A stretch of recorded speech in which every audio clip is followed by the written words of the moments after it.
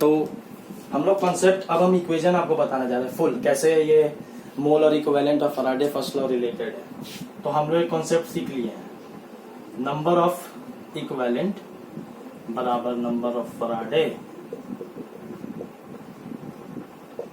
ठीक है, और यही बराबर नंबर ऑफ इलेक्ट्रॉन्स भी है, ठीक है। सिंपल ये कॉन्सेप्ट यूज कीजिएगा। अब देखिए, हम लोग फैराडेस फर्स्ट लॉ में पढ़ लिए इक्वेशन m बराबर जेड आई टी, ठीक है, पढ़ लिए। इसको तोड़ रहे हैं जेड को, इसको हम लिखे थे equivalent weight by 96500 into I into T, यही ना इक्वेशन है। करते क्या है, इसको इक्वेशन 1 मान लीजिए। करते क्या है, इसको इधर लेके आ जाइए, m बाई इक्विवेलेंट वेट को इधर लिख रहे हैं, बराबर क्या हुआ आई टी बाई 96500, ठीक है,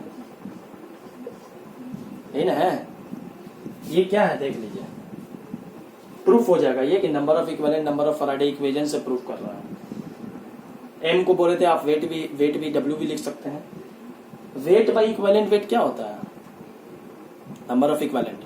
तो यहाँ पे m बाई इक्विवेलेंट वेट को लिख सकते हैं नंबर ऑफ इक्विवेलेंट, बोलिए नंबर ऑफ इक्विवेलेंट लिख सकते हैं। और ये आई टी बाई 9650 को ऐसे भी तो लिख सकते हैं q बाई 96500, q बराबर आई टी होता है, तो q बाई 96500। ये इक्वेशन आप सुनिए, यहाँ पे देखिए इस इक्वेशन को। अब ये तो मेरा नंबर ऑफ इक्विवेलेंट हो गया। अब इक्वल टू के बाद वाला बताना है कि नंबर ऑफ फैराडे कैसे हुआ, ठीक है। अब सुनिए, हम लोग को पता है 96,500 कूलम में एक फैराडे है कि नहीं। 96,500 कूलम में कितना फैराडे है, एक।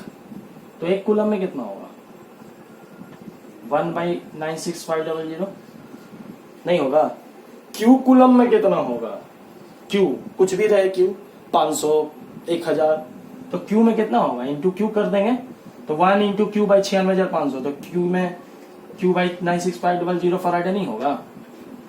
जैसे फिर से, इतना कूलम में एक फैराडे, तो एक कूलम में 1/96,500 फैराडे, तो क्यू कूलम में कितना, क्यू तो कुछ भी हो सकता है, क्यू में कितना होगा क्यू बाई 96,500 फैराडे। तो क्यू बाई 96,500 किस चीज को जरा डिटरमाइन कर रहा है, देख लीजिए, ये है क्या, ये फैराडे है। तो नंबर ऑफ इक्विवेलेंट बराबर नंबर ऑफ फैराडे। इससे आपको फर्दर इक्वेशन फिर एक्सपेंड होगा थोड़ा सा। ये हम आपको 11th में भी एक बार बताए थे।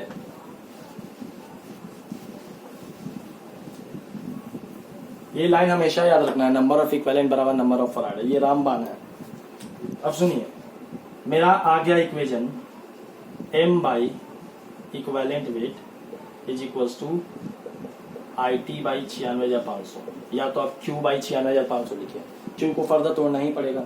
ये एम्पियर में रहेगा, ये t सेकेंड में रहेगा, m ग्राम में है, equivalent weight given weight by. अब देखिए, ये जो टर्म है given weight by equivalent weight, बाबू इसको नंबर ऑफ इक्विवेलेंट बोलते हैं। तो हम यहाँ पर एक इक्वेशन लिख दिए, नंबर ऑफ इक्विवेलेंट बराबर q, आई टी को q लिख देते हैं, या यही रहने दो, आई टी बाई 96,500 लिख दिया।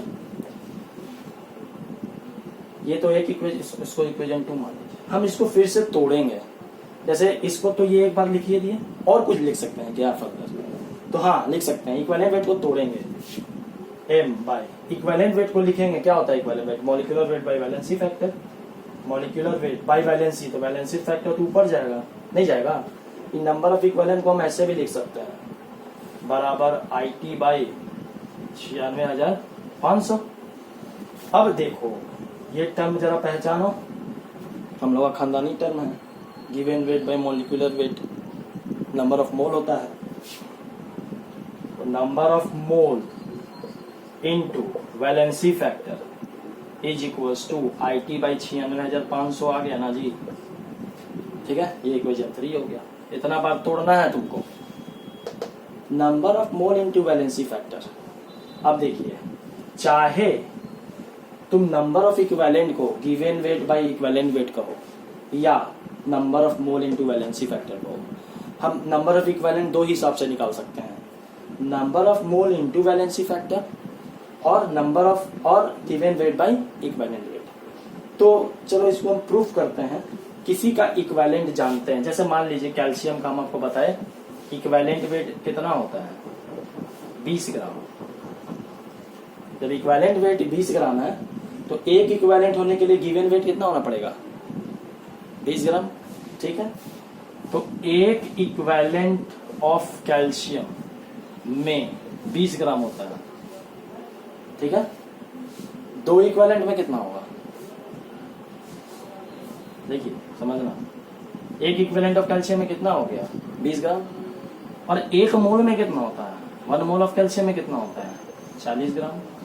अब इन दोनों को जरा कोरिलेट करो तो 40 को क्या लिख सकते हो 20 इंटू 2 लिख सकते हो। हा? तो 40 लिखो 40 ग्राम यानी ये मोल है 40 ग्राम। ठीक है ना, अब समझना 40 ग्राम को हम लोग लिख सकते हैं 20 इंटू 2। ये 20 क्या है तो ये एक इक्विवेलेंट है, इंटू मल्टीप्लाई कर दो तो कितना इक्विवेलेंट हो जाएगा 2 इक्विवेलेंट। अब बात समझो,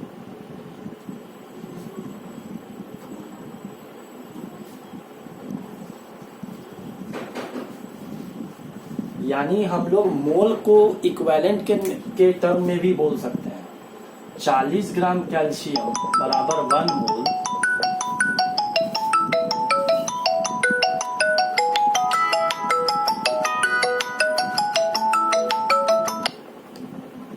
ग्राम कैल्शियम को अगर 1 मोल बोल रहे हैं तो इसको हम 2 इक्विवेलेंट ऑफ कैल्शियम लिख सकते हैं। कैसे?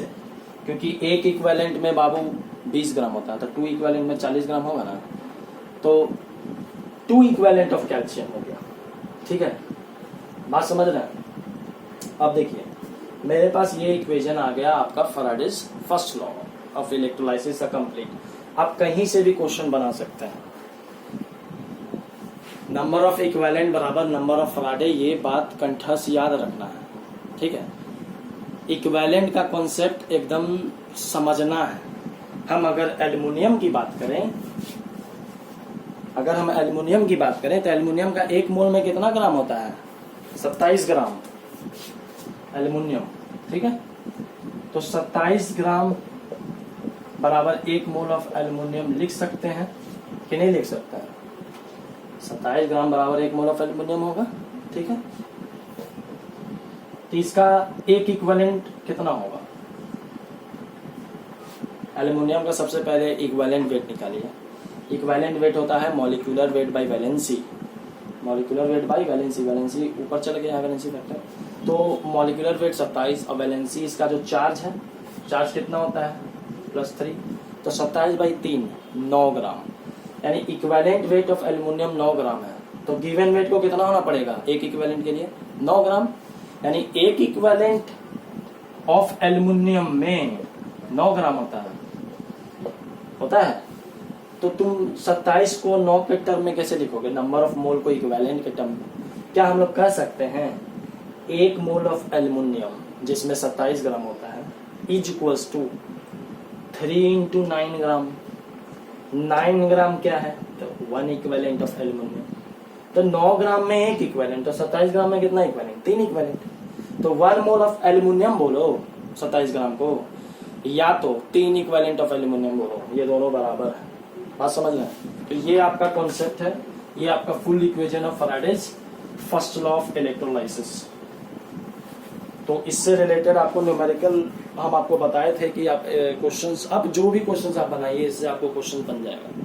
ठीक है, आप क्वेश्चन सॉल्व कीजिए, कॉन्सेप्ट याद रखिएगा हमेशा। नंबर ऑफ इक्विवेलेंट बराबर नंबर ऑफ फैराडे। फॉर्मूला एकदम याद रखना है। इक्विवेलेंट वेट क्या होता है तो molecular weight by valency factor.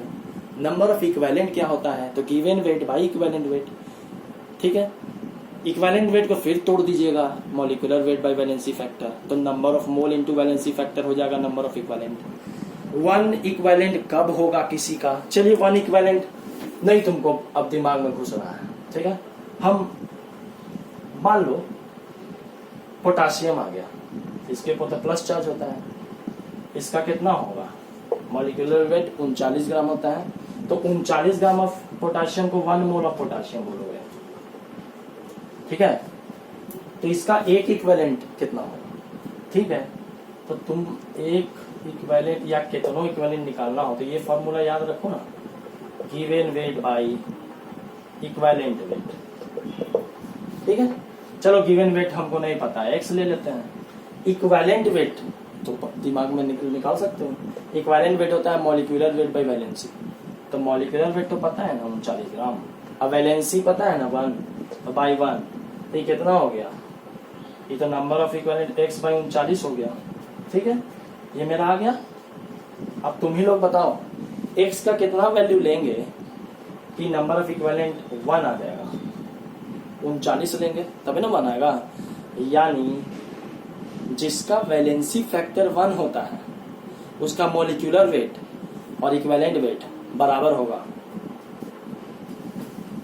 If valency factor is equal to 1 then equivalent weight जो होगा वो is equal to molecular weight के बराबर ही रह जाएगा, क्योंकि equivalent weight molecular weight by valency factor होता है। अब यही 1 है तो इक्विवेलेंट वेट और मॉलिक्यूलर वेट तो सेम होगा। तो इस बात को जरा समझना है, इस कॉन्सेप्ट को, कि 1 इक्विवेलेंट किसी का कब होगा।